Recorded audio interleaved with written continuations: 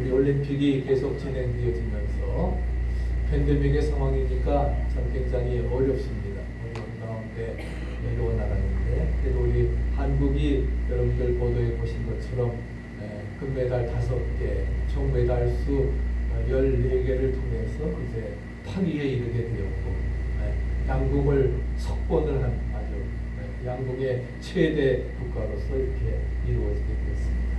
그래서 위에서 기도해 주시고 은혜 가운데 잘 마칠 수 있도록 도와주시기 바랍니다. 오늘은 시편 50편에 있는 말씀을 가지고 환난 날에 나를 부르라, 내가 너를 건지리라고 하는 그런 제목으로 함께 은혜를 나누고자 합니다. 오늘 시편 50편에 있는 말씀은 우리가 즐겨 방송하는 말씀입니다. 본문에 아삽의 시라고, 다윗의 시가 굉장히 많은데 아삽의 시라고 되어 있습니다. 아삽이 누구입니까? 아삽은 헤만, 에단과 함께 다윗 성전에서 찬송하는 일을 맡은 사람입니다.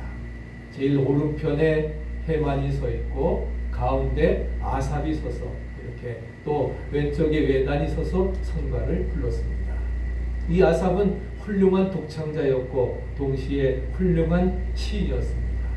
아마 이 아삽의 시가 없었더라고 하면은 우리는 하나님을 기쁘시게 할 수 있는, 정말 그렇게 하나님을 기쁘시게 할 수 있는 가장 중요한 것, 또 하나님께 예배 드리는 데 있어서 정말 가장 중요한 것을 우리가 잊어버렸을지도 모릅니다. 그만큼 이 시편 50편은 굉장히 중요한 내용입니다. 하나님의 뜻이라고 하는 것은 우리 성도들이 평강 가운데 살아가는 것이지만, 그러나 범죄한 인간은 세상에서의 삶이 결코 순탄하지 않습니다. 죄의 결과는 우리에게 사망이 오게 되었고, 또 그렇기 때문에 세상에 살면서 죄로 인해서 환난이라고 하는 그런 고달픈 삶을 맛보게 되고 고통을 당하며 살게 되는 것입니다. 누가 말한 것처럼 정말 고난의 바다 속에 살아가는 겁니다. 또 광야의 그 삶 속에 살아가는 것이 우리 인생임을 말씀해주고 있습니다. 인생의 환난을 겪어본 사람은 환난이 얼마나 힘들고 어려운 것인지를 잘 압니다. 그러나 세월이 지나고 나면 세월이 약이라고, 환난도 시련도 지나고 보면 이 모든 것들이 하나님의 은혜라, 할렐루야, 우리가 깨닫게 되어지는 것입니다. 그리고 비록 아프고 고통을 당해도 하나님께서 나를 살려주시고 내 생명을 연장시켜 주신 그 건강의 고마움을 알게 된 것입니다. 그러면 먼저 어떤 경우에 환난이 오는가를 우리가 함께 생각해 보려고 합니다. 첫째는 죄값으로 인해서 환난이 옵니다. 이 고난은 누구나 경험하는데 죄 때문에 시련을 당하는 그러한 경우입니다. 전쟁에 시달리고 나라가 재앙에 빠지고 외국의 포로로 잡혀가는 그런 어려움들이 올 때에, 그럴 때에 이스라엘 백성은 하나님께 부르짖음으로 인해서, 회개함으로 인해서 하나님의 은혜를 힘입게 되었고, 포로에서 돌아와서 이제 약속의 땅 고토에 이르고 430년간의 그런 애굽의 종살이를 통해서 가나안 땅에 오게 되는 놀라운 축복을 보게 되었던 것입니다. 우리가 때로는 개인적으로 죄를 짓고 잘못하게 되면은 하나님과 하나님의 채찍과 징계를 받고 회개하고 울면서 돌아오게 되는 것입니다. 두 번째는 자원에서 당하는 고난이 있습니다. 이 고난은, 자원에서 당하는 고난은 우리가 은혜로 받아들여야 되는 것입니다. 우리 마태복음 5장 10절 이하 같이 한번 읽어보실까요? 의를 위하여 핍박을 받는 자는 복이 있나니 천국이 저의 것입니다. 나를 인하여 너희를 욕하고 핍박하고 거짓으로 너희를 거스려 모든 악한 말을 할 때에는 너희에게 복이 있나니 기뻐하고 즐거워하라. 하늘에서 상이 큽니다. 아멘. 우리에게 너희를 핍박하고 거짓으로 그 악한 말을 할 때 오히려 우리에게 이것이 축복이 된다는 거예요. 기뻐하고 즐거워하라.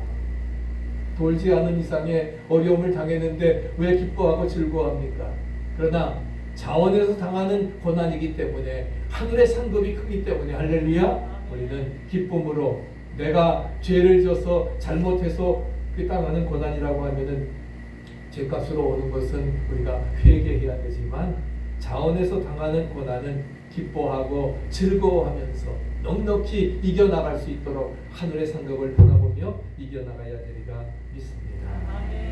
의를 위하여 핍박받는 것은 사실 피하려면 피할 수 있습니다.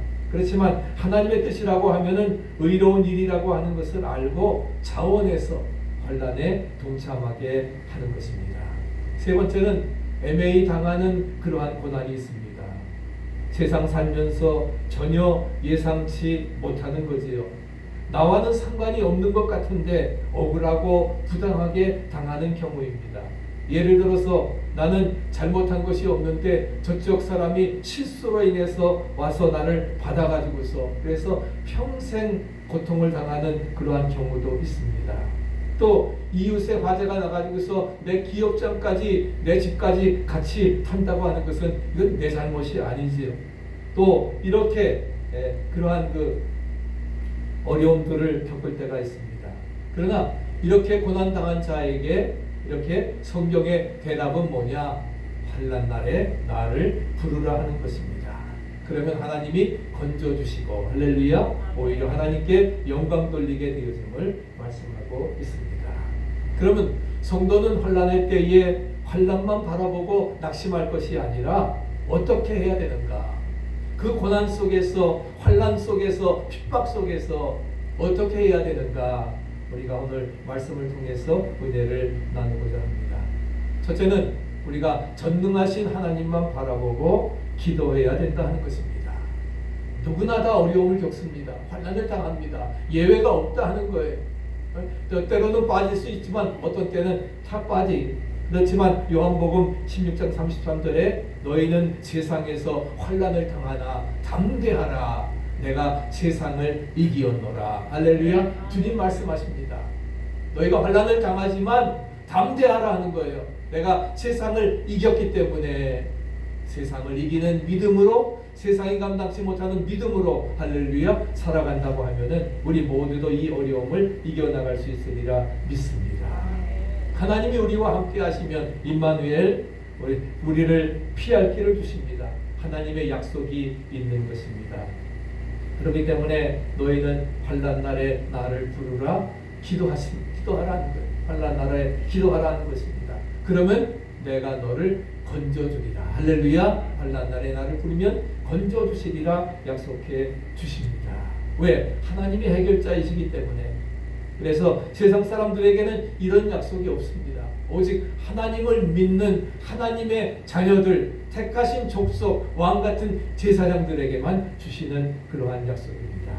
그래서 시편 46편 1절 말씀에 우리에게 말씀합니다. 같이 한번 읽어보실까요? 하나님은 우리의 피난처시요 힘이시니 환난 중에 만날 큰 도움이시라. 할렐루야. 하나님은 우리의 피난처요 힘이 되시기 때문에 환난만에 만난 큰 도움이시라 말씀하십니다. 우리의 피난처십니다.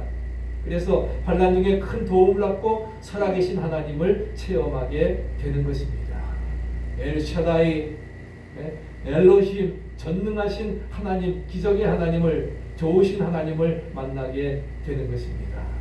환난과 핍박을 당해본 자만이 하나님을 알게 되고 내가 너를 건진다고 하는 그 약속을 받게 됨을 믿으시기 바랍니다. 그러면 여기에서 건지시는 것이 무엇입니까? 우리의 모든 문제를 해결해 주시기 때문에 건져 주신다는 것입니다. 우리 마지막 줄 같이 한번 읽어보실까요? 하나님의 깊은 비밀은 환난 중에 내 영혼을 건지신다는 것이다. 아멘. 하나님의 깊은 비밀이 뭐냐? 환난 중에 나의 영혼을 건져 주신다. 할렐루야. 그것이 가장 깊은 하나님의 비밀이라는 것입니다. 두 번째로는 우리가 하나님이 건지심을 믿고 회개하는 자세로 우리가 기도해야 되리라 믿습니다. 오늘 14절 말씀에 뭐라고 하셨습니까? 감사로 하나님께 제사를 드리며 지극히 높으신 자에게 내 소원을 갚으라. 내 소원을 갚으라고 하는 것이 무엇입니까? 내가 하나님 앞에 기도하면서 소원한 것들이 있지요. 하나님, 이 기도 응답해 주시면 내가 무엇을 드리겠습니다. 바치겠습니다. 하나님 앞에 소원한 것, 우리가 기도하면서도 어떤 때는 잊어버릴 때가 많습니다. 그런데 이제 하나님께 서운한 것을 갚아야 된다는 겁니다. 우리가 서운한 것은요 반드시 갚아야 됩니다. 믿으십니까? 네. 갚지 아니하면 우리에게 더 화가 오게 된다는 것입니다. 그러면 하나님께 약속한 것이 무엇입니까? 하나님께 약속한 것이 무엇입니까?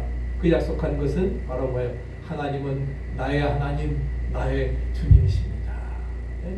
환난에서 건져주시는 나의 하나님, 나의 주십니다. 그렇기 때문에 하나님의 뜻대로 살겠습니다.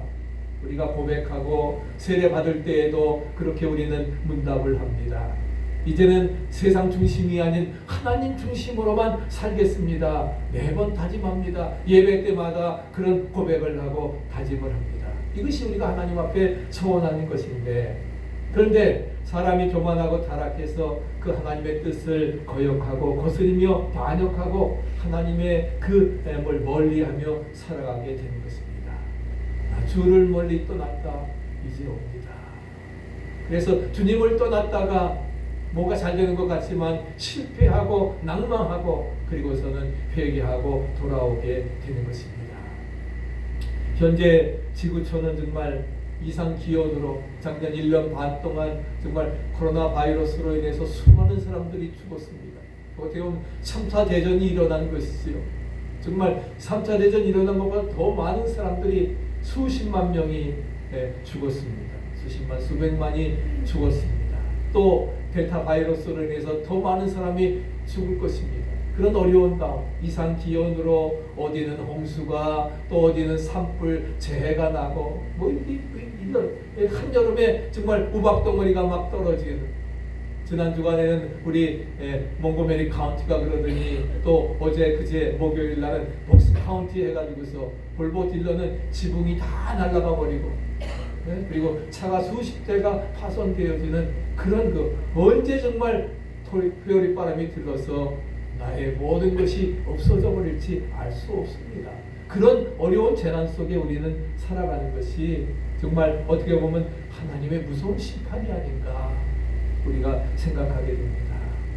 그러면 이런 환난 속에서 우리는 무엇을 생각합니까? 무엇을 생각하고 있습니까? 하나님은 우리에게 경고하십니다.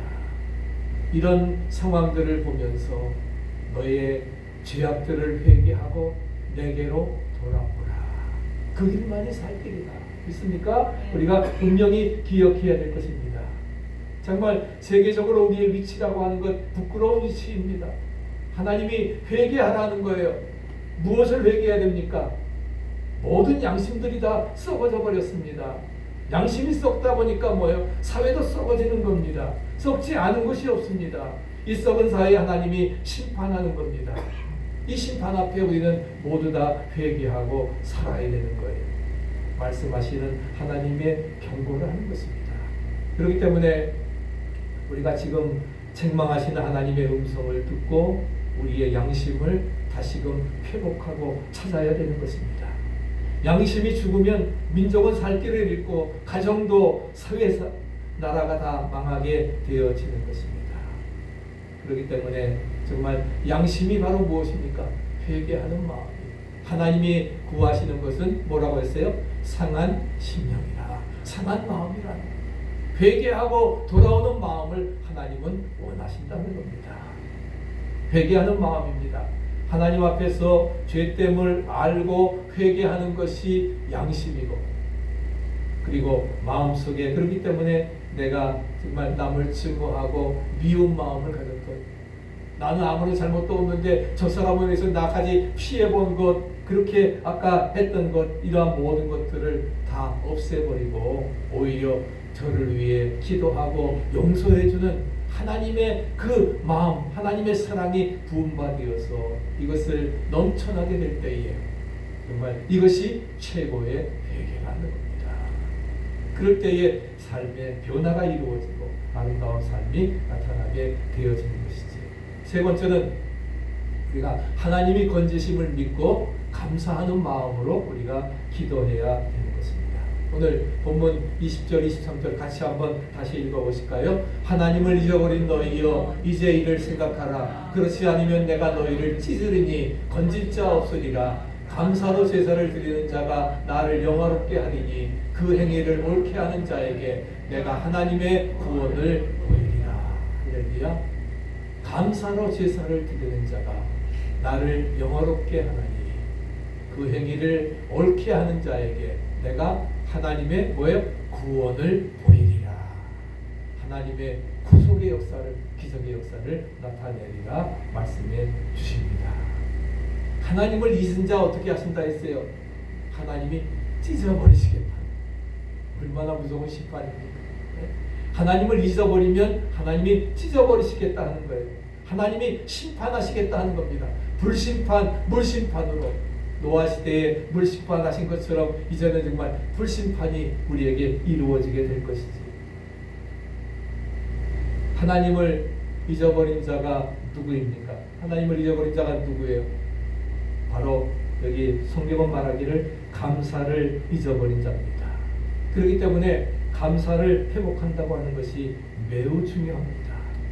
우리가 환난을 당할 때에, 어려움을 당할 때에 불평 원망할 것이 아니라 우리의 죄를 회개하고 이제까지 나를 도와주시고 인도해 주신 하나님께서 지금도 함께 하시고 임마누엘 앞으로의 모든 삶도 이 어려움 속에서 회복시켜 주시리라. 에베네셀 그 하나님을 믿고 우리가 환난 당할 때에 감사와 우리가 불평과 원망이 아니라 감사로 우리의 삶이 회복되어야 됩니다. 믿습니다. 하나님께 감사를 회복해야 된다는 거예요. 그래서 7절 8절에 뭐라고 말씀하십니까? 내 백성아 들을지어다.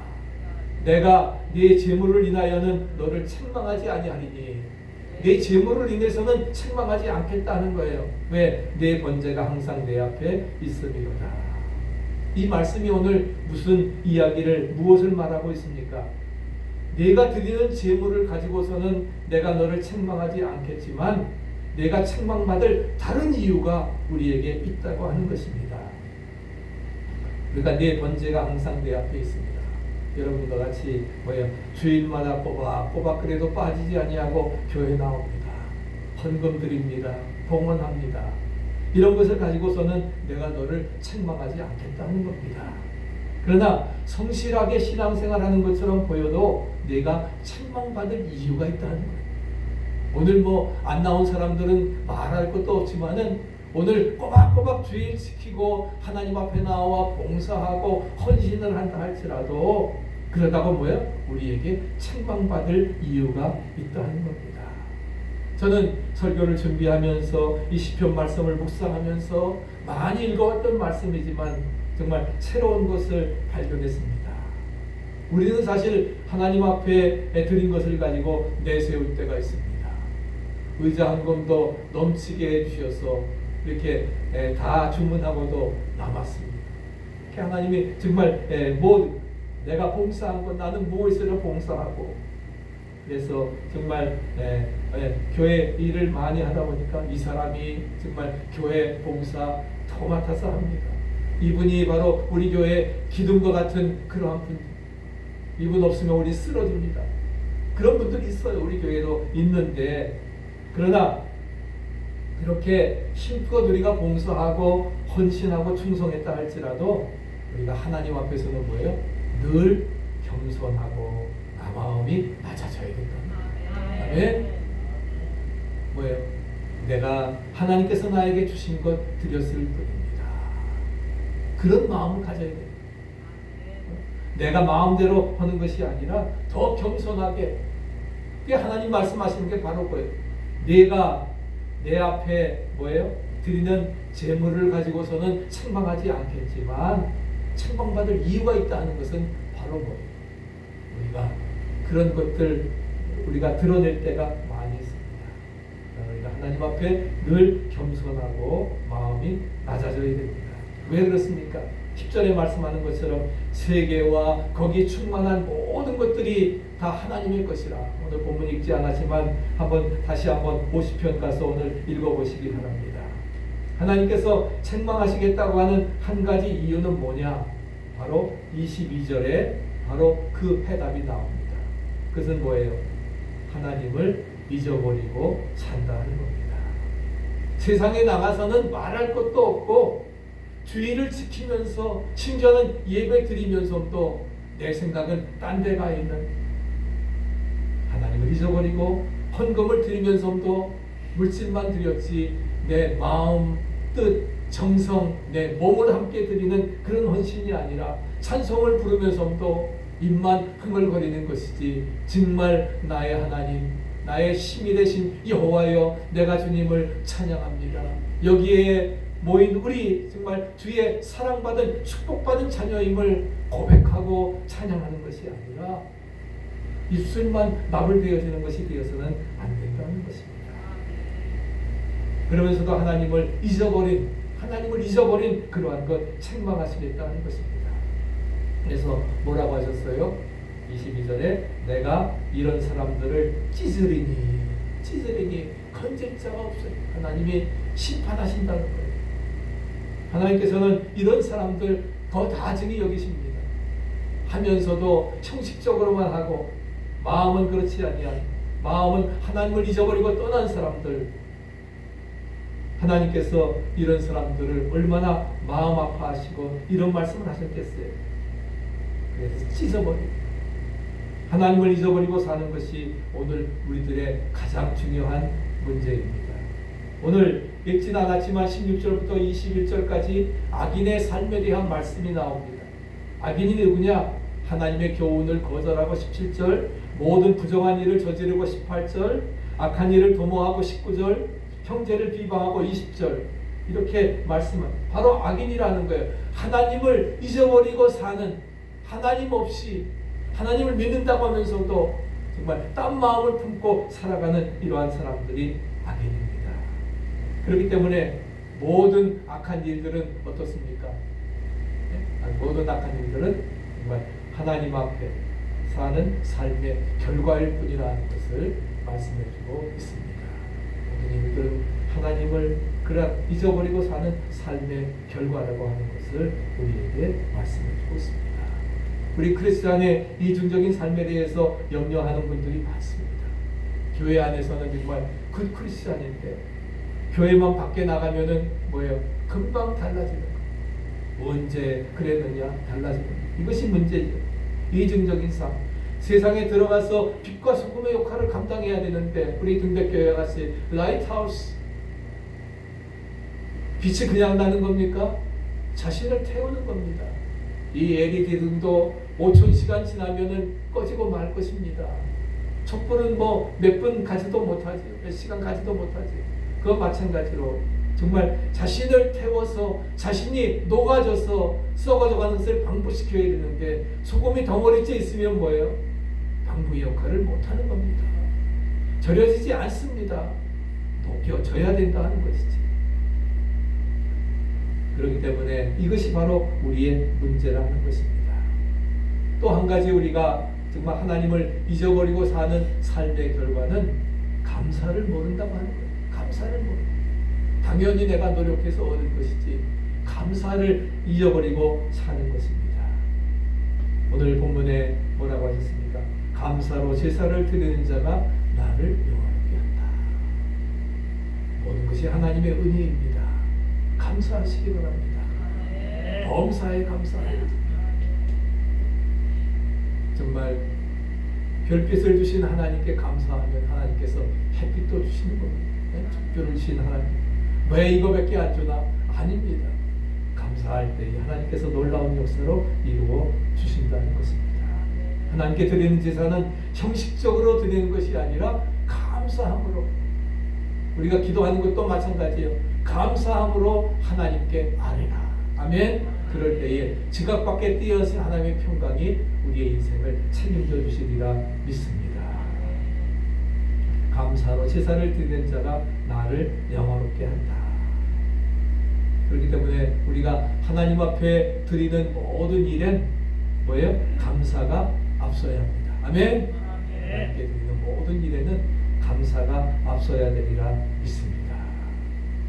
감사가 없는 찬양 하나님 받으시겠어요? 감사가 없는 기도 하나님이 받으시겠어요? 안 받으십니다. 오늘 유건사님 정말 울먹한 그런 기도들이, 감사의 기도가, 정말 찬양의 기도가, 내 신앙의 고백의 기도가 되어져야, 그래야 하나님이 우리의 기도 찬양 받으시리라 믿습니다. 하나님께서 받지 않으시는 기도에는 응답이 없습니다.